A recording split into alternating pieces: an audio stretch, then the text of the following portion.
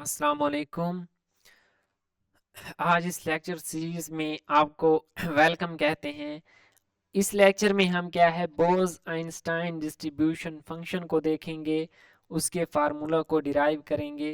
अगर आपने previous lectures नहीं देखे तो वो आप देख लें, क्योंकि उसी एग्जांपल्स को साथ लेकर हम चलेंगे और उसी के हिसाब से क्या है डेरिवेशन करेंगे। और अगर आपने नहीं देखे और बोज आइंस्टाइन डिस्ट्रीब्यूशन फंक्शन का फार्मूला डिराइव करना सीखना है, तब भी आपको क्या है हर चीज़ स्टेप बाय स्टेप यहाँ पे बताई जाएगी। ठीक है, तो स्टार्ट करते हैं। If a system consist of only a relatively small number of particles, as we have discussed an example for 6 particles, the average values of occupation numbers of the energy levels can be calculated without much difficulty. अब ये क्या कहना चाह रहा है, मैं seers की book को फॉलो कर रहा हूँ। ठीक है, ये चीज़ अपने माइंड में बिठा लें। अब अगर पार्टिकल हमारे पास कम हों, अगर कम पार्टिकल्स हों तो हम उनके ऑक्यूपेशन नंबर्स को क्या है इजीली निकाल सकते हैं। और अगर पार्टिकल्स हमारे पास मिलियंस में चले जाएं, तब हम उनके एवरेज ऑक्यूपेशन नंबर कैसे निकालेंगे, तब उनकी मैक्रो स्टेट्स कैसे बनाएंगे, ये एक डिफ़िकल्ट चीज़ है। इसी चीज़ के लिए क्या है डिस्ट्रीब्यूशन फंक्शन को मुतारिफ करवाया गया। When the number is very large as in statistical model of a macroscopic system, then direct calculations are impossible. अब अगर हमारे पास पार्टिकल्स बहुत ज़्यादा हों तो हम क्या है उनकी मैक्रोस्टेट कैसे बनाएंगे। ठीक है, उसको डायरेक्ट कोई फार्मूला नहीं है कि इतनी बनेंगी या इतनी बनेंगी, क्योंकि वो डीजनरेसी के साथ क्या है चेंज, और एनर्जी जो भी सिस्टम की रिक्वायरमेंट्स होती हैं चेंज होती रहती हैं। तो इसलिए हमने क्या है we know show how to derive a general expression for the average occupation numbers when the total number of particles is very large. अब अगर हमारे पास टोटल नंबर ऑफ पार्टिकल्स बहुत ज़्यादा होंगे तो उसका एवरेज ऑक्यूपेशन नंबर निकालने के लिए हम एक जनरल फार्मूला डिराइव करते हैं, जिसको हम डिस्ट्रीब्यूशन फंक्शन कहते हैं। यहाँ से उसकी जनरल एक्सप्रेशन, यहाँ से इसकी डेफिनेशन है। ठीक है, अब सबसे पहले मैंने क्या है डिस्ट्रीब्यूशन फंक्शन का बताया है। अब हम क्या है स्टेप बाय स्टेप इसको बोज आइंस्टाइन डिस्ट्रीब्यूशन फंक्शन को सॉल्व करेंगे। Bose Einstein distribution function is for Bose Einstein statistics. जो बोज आइंस्टाइन डिस्ट्रीब्यूशन फंक्शन है वो बोज आइंस्टाइन स्टैटिस्टिक्स के लिए है। बोज आइंस्टाइन स्टैटिस्टिक्स हमारे पास क्या थी, जिसमें हमारे पास पार्टिकल्स क्या है इनडिस्टिंग्विशेबल थे, और हम पार्टिकल्स पे क्या है इनको हम क्या है क्वांटम स्टैटिस्टिक्स भी कहते हैं। और जो पार्टिकल्स थे उनको हम क्या है एक एनर्जी स्टेट में एक से ज़्यादा भी रख सकते हैं। ठीक है, ये थी बोज आइंस्टाइन स्टैटिस्टिक्स, जिसको हमने डिटेल के साथ पढ़ा, उसका फार्मूला भी डिराइव किया था थर्मोडायनामिक प्रोबेबिलिटी का, एंड उसके साथ एग्जांपल भी सॉल्व की थी। Let we have two systems in which one system is unprimed and the other one is primed system. अब मैं दो सिस्टम लेट कर रहा हूं कि मेरे पास दो सिस्टम है, एक है अनप्राइम। अनप्राइम सिस्टम वो सिस्टम है जो हम क्या है बोज आइंस्टाइन स्टैटिस्टिक्स में कर चुके हैं, थर्मोडायनामिक प्रोबेबिलिटी भी निकाल चुके हैं, उसका फार्मूला भी डिराइव कर चुके हैं, वो है। और प्राइम सिस्टम कौन सा होगा, प्राइम सिस्टम अब हमने नया मुतारिफ करवाया है, हम उसको क्या है देखेंगे कि वो हमारे पास क्या है। अगर मैं किसी एनर्जी लेवल से एक या दो पार्टिकल निकाल लेता हूं, तब जो हमारे पास सिस्टम होगा वो प्राइम सिस्टम होगा, और जो वहां पे बकिया पार्टिकल्स होंगे मैं उनको प्राइम के साथ शो करूंगा। We take an unprimed system that already we have discussed in example. पीछे मैं उसको डिस्कस कर चुका हूँ। ठीक है, यहाँ भी आपको समझ आ जाएगी। ठीक है, क्यों अगर आप बोज आइंस्टाइन स्टैटिस्टिक्स से वाकिफ हैं। Subtract one particle from an arbitrary level r. अब हमने उस स्टैटिस्टिक्स में क्या करना है, एक आर्बिट्रेरी लेवल सेलेक्ट करना है, उसमें से एक पार्टिकल को हमने रिमूव कर देना है। ऐसा क्यों कर रहे हैं, ऐसा हम कर रहे हैं डिस्ट्रीब्यूशन फंक्शन की जनरल ड्राइव डेरिवेशन के लिए। ठीक है, अब हमने क्या लेट में क्या कर लेता हूँ कि वो जो मेरे पास था आर्बिट्रेरी लेवल था, वो मेरे पास सेकंड लेवल था, r इज इक्वल टू 2। ठीक है, वैसे तो जे के साथ शो करते हैं, लेकिन हम आर्बिट्रेरी का लफ्ज यूज कर रहे हैं, तो हम उस लेवल को स्पेशल आर का नेम दे दिया है। अब हमने subtract the energy according to that arbitrary level from the total energy. अब देखें, अगर मैं दो लेवल 2 सिलेक्ट किया है, तो वहां पे एक पार्टिकल की एनर्जी 2e होगी, और अगर मैं लेवल 3 सिलेक्ट करता तो एक पार्टिकल की एनर्जी 3e होगी, और अगर मैं एक पार्टिकल रिमूव कर रहा हूँ लेवल 2 में से, तो टोटल एनर्जी में से मुझे 2e सब्ट्रैक्ट करनी पड़ेगी। अगर मैं लेवल आर्बिट्ररी लेवल 3 ले लेता, तो मेरे पास 3 में से अगर एक पार्टिकल रिमूव कर रहा हूँ, तो सिस्टम की टोटल एनर्जी में से मुझे 3e माइनस करने पड़ते, या मैं दो क्या है सब्ट्रैक्ट करता एटम, तो मुझे उसके हिसाब से एनर्जी माइनस करनी पड़ती, वो भी हम देख लेते हैं। अब देखें, अनप्राइम सिस्टम के लिए जो हमारे पास थर्मोडायनामिक प्रोबेबिलिटी है, वो हमारे पास क्या थी, ये हम रिलेशन निकाल चुके हैं, ठीक है, इसकी डेरिवेशन कर चुके हैं। ये है अनप्राइम के लिए जो कि हमारे पास क्या है, रिलेशन था। अब प्राइम क्या होगा, प्राइम के लिए हमने ये देखें, ये पूरी की पूरी डायग्राम हमने सॉल्व की थी, इसके ऑक्यूपेशन नंबर्स निकाले थे, थर्मोडायनामिक प्रोबेबिलिटी निकाली थी।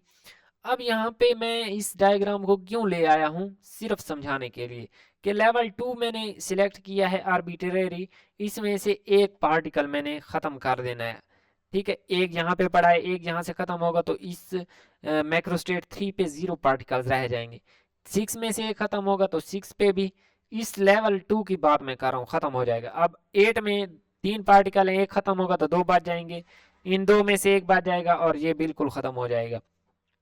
अब इसी सिस्टम को मैंने क्या है, रिमूव, एक पार्टिकल रिमूव करके यहाँ पे इस तरह डिनोट कर दिया है। कैसे, पहले था मैंने सिर्फ वही मैक्रोस्टेट्स का डाटा लिखा है जिनमें लेवल 2 पे कोई ना कोई एटम पार्टिकल मौजूद था। 3 पे 1 था तो मैंने उसको बिल्कुल ख़त्म कर दिया, 6 पे 1 था उसको बिल्कुल ख़त्म, 8 पे 3 थे, 3 में से एक निकाला है तो 2 यहाँ पे बच गए, 9 में से यहाँ पे 2 थे, 2 को एक निकाला है तो एक बच गया। अब देखें, और 10 पे एक था वो क्या है, ख़त्म हो गया, क्योंकि हमने एक जो था एटम रिमूव कर दिया है, एक पार्टिकल रिमूव कर दिया। अगर हमने पार्टिकल रिमूव कर दिया है तो बाकी, क्योंकि ये बोस-आइंस्टाइन स्टैटिस्टिक्स को ओबे करता है, तो बाकी जो थर्मोडायनामिक प्रोबेबिलिटीज हैं वो भी सेम रहेंगी, मैंने यहाँ पे नहीं लिखी, ठीक है, क्योंकि मुझे उनकी ज़रूरत नहीं है, वो सेम रहेंगी। और ऑक्यूपेशन नंबर्स हमारे पास क्या है, वो थोड़े चेंज हो जाएंगे, वो हमने निकालने हैं। वो कैसे, वो मैं आपको बताता हूँ, क्योंकि एन जे के की वैल्यूज़ क्या है यहाँ पे चेंज हो जाएंगी, और उस हिसाब से हमारे पास occupation number, average occupation number change हो जाएंगे, ठीक है, क्योंकि जो एवरेज ऑक्यूपेशन नंबर है इस सिस्टम की थर्मोडायनेमिक प्रोबेबिलिटी टोटल, जो इसको हम ओमेगा से डिनोट करते हैं, उस पे डिपेंड करता है। अब ये total number of thermodynamic probabilities change हो जाएंगी, ये तो सेम रहेंगी, जिन लेवल्स में से, जिन मैक्रोस्टेट्स में से एक एक पार्टिकल ख़त्म हुआ है, यानी कि लेवल 2 में से, तो जो जो माइक्रोस्टेट चेंज हुई हैं, ये क्या है, उस पे इम्पैक्ट डालेंगी एवरेज ऑक्यूपेशन नंबर पे, तो ये हमें अगेन निकालने पड़ेंगे, तो मैंने यहाँ पे निकाल के लिख दिए। अब देखें, ये सिस्टम मेरे पास कौन सा रह गया है, प्राइम सिस्टम, मैंने इसको नेम दिया है, ये बहुत डिटेल के साथ मैं पढ़ा रहा हूँ, ठीक है, आगे वाले जो फंक्शंस पढ़ेंगे उसको मैं इतना ज़्यादा डिटेल के साथ नहीं जाऊँगा, ठीक है। अब remaining particles in the arbitrary level r n r prime, ठीक है, उसको मैं एन आर प्राइम कह रहा हूँ, ठीक है, n two prime is equal to n two minus n. N हमारे पास क्या है, वो चीज़ है जितने हमने पार्टिकल रिमूव किए हैं उस लेवल में से। अब level r is equal to मैंने 2 सिलेक्ट किया है, तो n two prime is equal to n two, n two मेरे पास क्या है, जो लेवल 2 पे एटम्स थे। आप देखें यहाँ पे लेवल 2 में से यहाँ पे एक एटम था, उसमें से मैंने एक माइनस कर दिया है, तो ए 1 माइनस 1 क्या है, 0, तो यहाँ पे कोई 0 पार्टिकल बच गए। इसी तरह ये सारी लाइन आप देख, मैंने समझा दी है। अब हमने 1 पार्टिकल रिमूव किया है, तो n prime of 2 is equal to n two minus 1, मैं इसको लिख सकता हूँ, ठीक है। Now energy of the prime system is given as, अब एनर्जी ऑफ द सिस्टम है, इसको हमने लिखना है कि ये क्या है।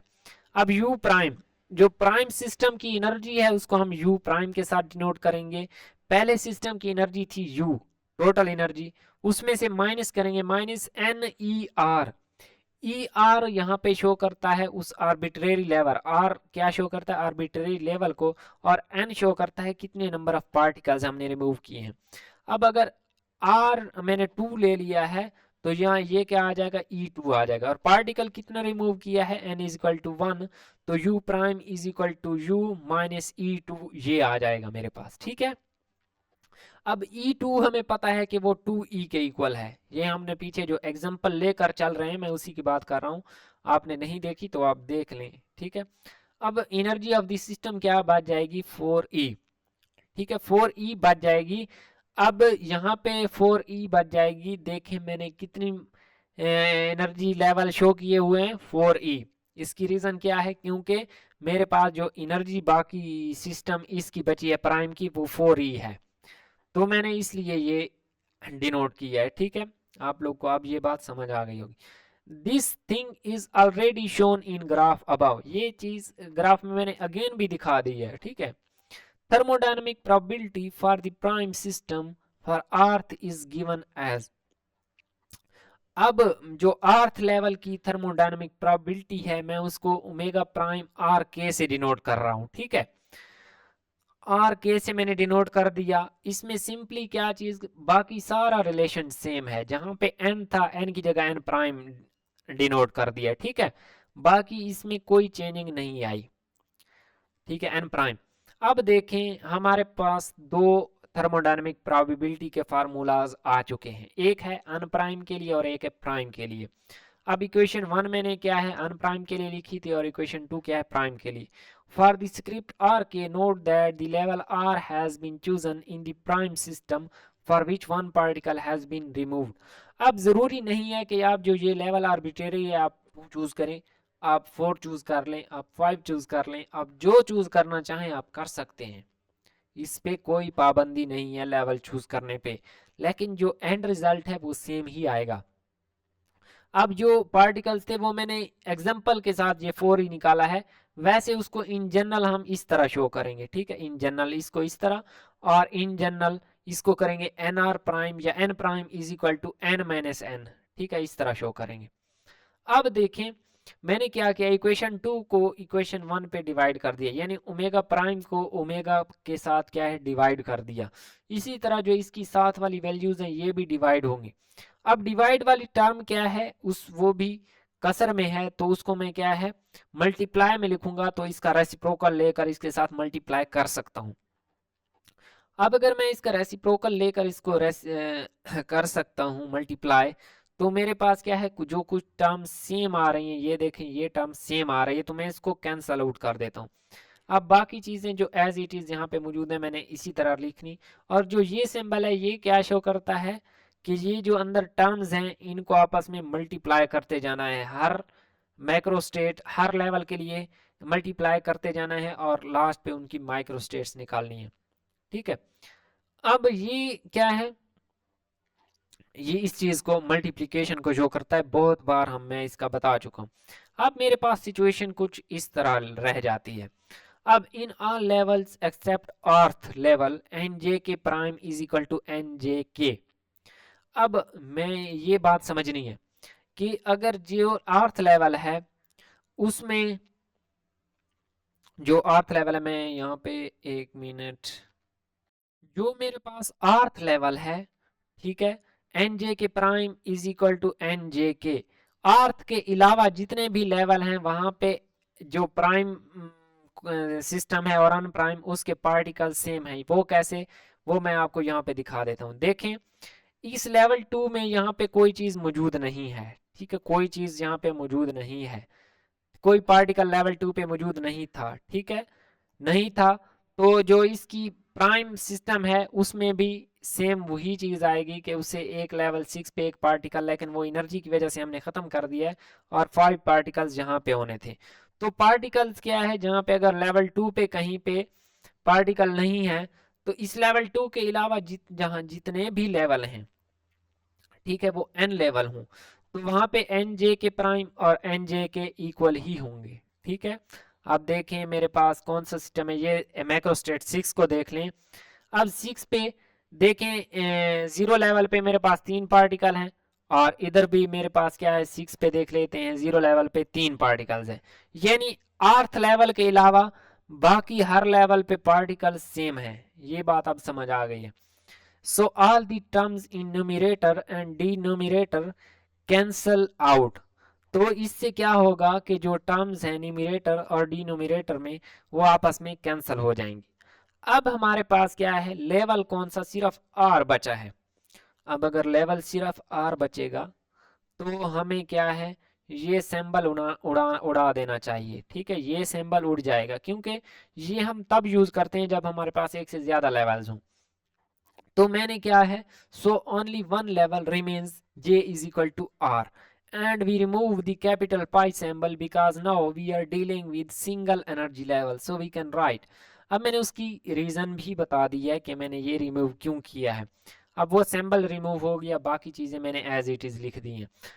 also we can write relation between prime and unprimed system. ये मैंने बताया है कि एन प्राइम किस चीज के इक्वल होता है, n minus one, n minus small n के होता है। स्मॉल एन क्या है, तो जितने पार्टिकल हमने रिमूव किए हैं उतने, हमने एक रिमूव किया है तो मैं उसको एक से डिनोट कर दूंगा। N r k minus n r k prime is equal to n r k minus one. ये इस तरह रिलेशन हमारे पास क्या है, आ जाएगा। आर के क्यों लिख रहे हैं, जे के क्यों नहीं लिख रहे, क्योंकि हमने लेवल सिर्फ आर देख रहे हैं। तो अब लेवल आर के लिए हमने सारे पार्टिकल्स को इस तरह लेवल आर के लिए लिख लिए। अब जहां जहां पे मेरे पास एन आर के प्राइम है उसकी जगह मैं क्या लिख सकता हूं, N r k minus one. ठीक है, मेरे पास ये देखें एन आर के मैंने क्या किया है, एन आर के प्राइम को मैं खोलता इस एन आर के का फैक्टोरियल मैं क्या है खोल रहा हूँ।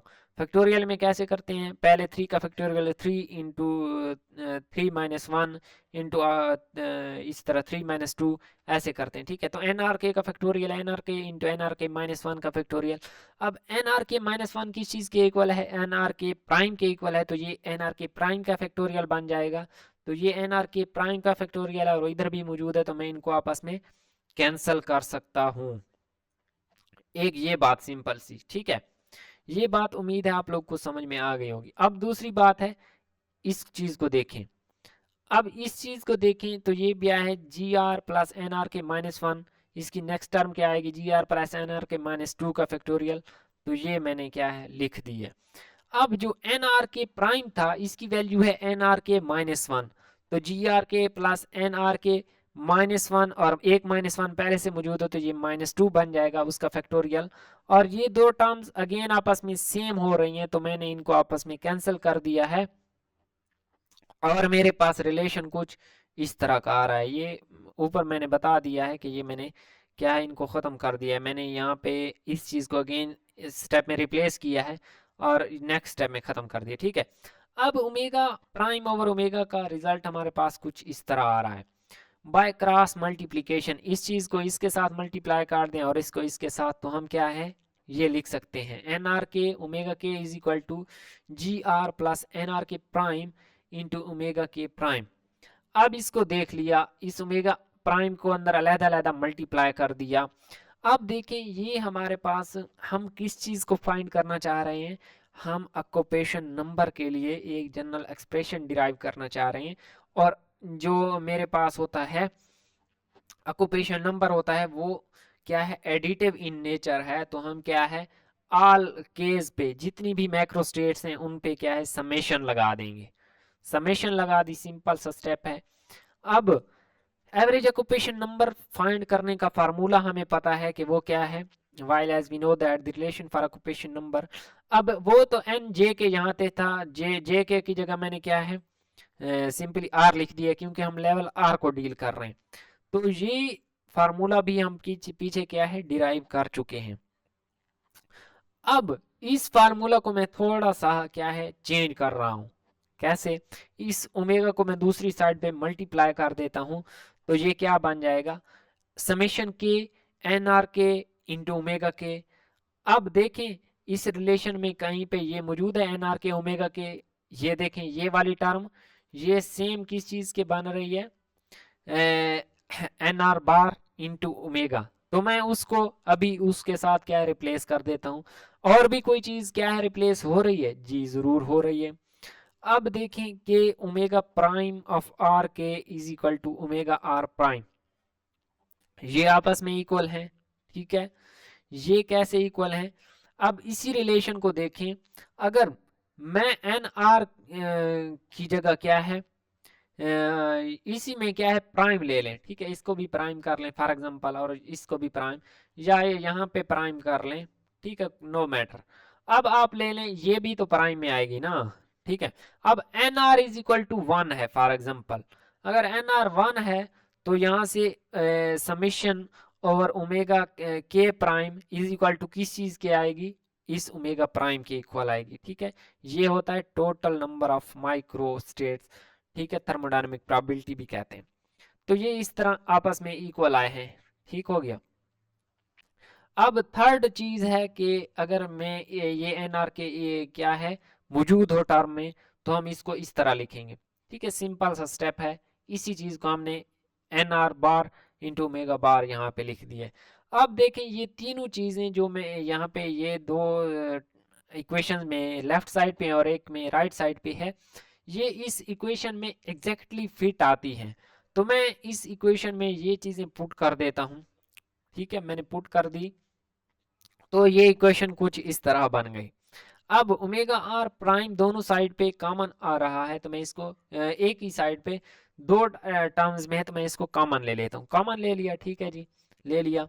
अब देखें मैं ओमेगा और ओमेगा प्राइम वाली टर्म्स को एक साइड पे लेके आ रहा हूँ, ठीक है, और बाकी टर्म्स को मैं दूसरी साइड पे रहने दे रहा हूँ। ये सिंपली इधर आकर डिवाइड हो गया। अब in a macroscopic system in which the occupation numbers are very large, अब देखें जो सिस्टम होता है हम क्या है बहुत लार्ज सिस्टम के लिए निकाल रहे हैं। अगर सिस्टम बहुत लार्ज है तो अगर उसमें एक पार्टिकल रिमूव भी कर दिया है तो उसके एक पार्टिकल के रिमूव होने से उस सिस्टम पे इतना कोई इफेक्ट नहीं पड़ेगा। तो हम यहाँ पे जो -1 था हम उस -1 को निगलेक्ट कर रहे हैं और इनको आपस में क्या है अप्रॉक्सीमेट इक्वल कर देते हैं। अब अप्रॉक्सीमेट इक्वल कर दूंगे तो ये वाला जो प्राइम है ये खत्म हो जाएगा। अब ये प्राइम खत्म हुआ है सिंपली। अब taking natural log on both sides, अब नेक्स्ट स्टेप में क्या है दोनों साइड्स पे नेचुरल लॉग अप्लाई कर दिया है। क्यों, ये भी हमने क्या है क्योंकि ये डेरिवेशन कर रहे हैं इसलिए। अब देखें अगेन मैं यहाँ पे लॉग की प्रॉपर्टी ये left side as it is है, राइट साइड पे मैं लॉग की प्रॉपर्टी यूज कर देता हूँ कि अगर दो टर्म लॉग के अंदर डिवाइड हो रही हूँ तो उनको क्या हम माइनस में लिख सकते हैं, ln of omega prime minus ln of omega. अब एक इसको इक्वेशन 6 दे के भूल जाएं कुछ देर के लिए, कुछ मिनट्स के लिए। अब हमने एक रिलेशन पढ़ा था S इज इक्वल टू के बी ln ऑफ ओमेगा, तो मैं यहाँ से ln ऑफ ओमेगा को लिख सकता हूँ S ओवर के बी, और ln ऑफ ओमेगा प्राइम को मैं लिख सकता हूँ S prime over k B. Simple सा स्टेप है, उम्मीद है अच्छे से समझ आया होगा। अब मैं इसको क्या है सिंपली यहाँ पे ln ऑफ ओमेगा प्राइम और ln ऑफ ओमेगा की वैल्यू रिप्लेस कर दी है, left side as it is है। और इसको नेक्स्ट स्टेप में क्या है के बी और इस तरह लिख दिया है यहाँ पे डेल एस, इसको मैंने क्या है del S is over k B के साथ रिप्लेस कर दिया है। अब डेल एस यहाँ पे की क्या है एस प्राइम माइनस एस है, ना कि एस माइनस एस प्राइम है। ये बहुत इंपॉर्टेंट चीज है, इस चीज को देखना है। सिंपली एलसीएम लिया है और ये स्टेप आ गया। अब इस इक्वेशन 7 को यहाँ पे फिलहाल रहने दें और हम अब डेल एस की वैल्यू निकालने जा रहे हैं। कहाँ से, जो हमने एंट्रोपी डिफरेंस का रिलेशन निकाला पीछे अभी हमने ये वाला फार्मूला ड्राइव किया था S इज इक्वल टू के बी ln ऑफ ओमेगा, उसमें हमने देखा था कि एंट्रोपी ये रिलेशन कैसे क्या बता रहा है, ये हमने वहां पे क्या है देखा था कि t delta S is equal to delta you plus p delta v minus mu delta n, ये केमिकल पोटेंशियल है यहाँ पे, ठीक है। अब देखें ये रिलेशन कहाँ से आया है, सीयर्स की मैं बुक को फॉलो कर रहा हूँ। जो कि थंबनेल पे भी शो की गई है, मैंने शो कर दी है। ठीक है, आप कमेंट सेक्शन में पूछ सकते हैं, पीडीएफ भी मिल सकती है आप लोग को। तो उस बुक में ये 8th चैप्टर में इसका मुकम्मल प्रूव किया गया है, अगर आप वो देखना चाहें तो वो देख सकते हैं। ठीक है, अब अगर for a non isolated open system in which volume is constant then we can write. अब अगर हमारे पास वॉल्यूम कांस्टेंट हो तो ये वाली टर्म क्या है, जीरो बन जाएगी। तो T delta S is equal to delta you plus into minus delta N आ जाएगा। ठीक है, ये प्लस यहाँ से ख़त्म कर दें, इसको क्या है माइनस कर दें, सिंपली माइनस आ जाएगा, ये मेरी गलती है। ठीक है, अब ये हमने क्या है यहाँ से डेल्टा एस की वैल्यू निकाल लें। अब delta S is equal to क्या आ जाएगा, delta u minus mu delta n over t. ये रिलेशन हमने, मैं इसको इक्वेशन 8 कह देता हूँ। अब हमने डेल्टा यू और डेल्टा एन फाइंड करना है कि ये क्या है। अब देखें, अभी हमने पढ़ा है डेल्टा एस किस चीज के इक्वल है, एस प्राइम माइनस एस के। तो हम एनालॉजी यूज करेंगे इसी चीज की कि डेल्टा यू किस चीज के इक्वल होगा, यू प्राइम माइनस यू के इक्वल होगा। और हमें पता है कि यू प्राइम किस चीज के इक्वल है, u minus n e r. ये हमने देखा है कहाँ, अभी अभी थोड़ा सा ऊपर, ये मैंने अभी बताया है कि प्राइम सिस्टम की एनर्जी कैसे आएगी। तो प्राइम की ऐसे आएगी। अब u माइनस यू ये खत्म हो जाएंगे और ये आ जाएगा minus n e r. N is equal to 1 था तो ये आ जाएगा माइनस ई आर। ठीक हो गया, अब ये बात यहां तक क्लियर हो गई। अब डेल्टा एन है, अब डेल्टा एन किस चीज के इक्वल है, एन प्राइम माइनस एन। क्यों एन माइनस एन प्राइम क्यों नहीं है, क्योंकि ये हम क्या है एस प्राइम माइनस एस, इस चीज को हमने क्या है लेकर चल रहे हैं। या आप ये कह सकते हैं, अगर आप इसको एक माइनस साइन के साथ मल्टीप्लाई कर दें, तो अब आप इनको भी माइनस साइन के साथ, आप इसको माइनस साइन के साथ मल्टीप्लाई करेंगे तो ये ऑटोमेटिकली चेंज हो जाएंगी। ठीक है, तो आप इस तरह भी कर सकते हैं, आपको जो आसान लगे। ठीक है, अब ये चीजें यहाँ तक आ गई, ये यहाँ तक हमने फाइंड कर लिया। अब n prime minus n, n prime की क्या वैल्यू है, n माइनस एन। ये n और n आपस में कैंसिल हो जाएंगे और ये माइनस एन बचेगा, n इज इक्वल टू 1 है तो ये -1 जवाब आ जाएगा। अब सिंपली हमने डेल्टा u और डेल्टा n की वैल्यू हमने निकाल ली है, ये पुट कर देनी इक्वेशन में।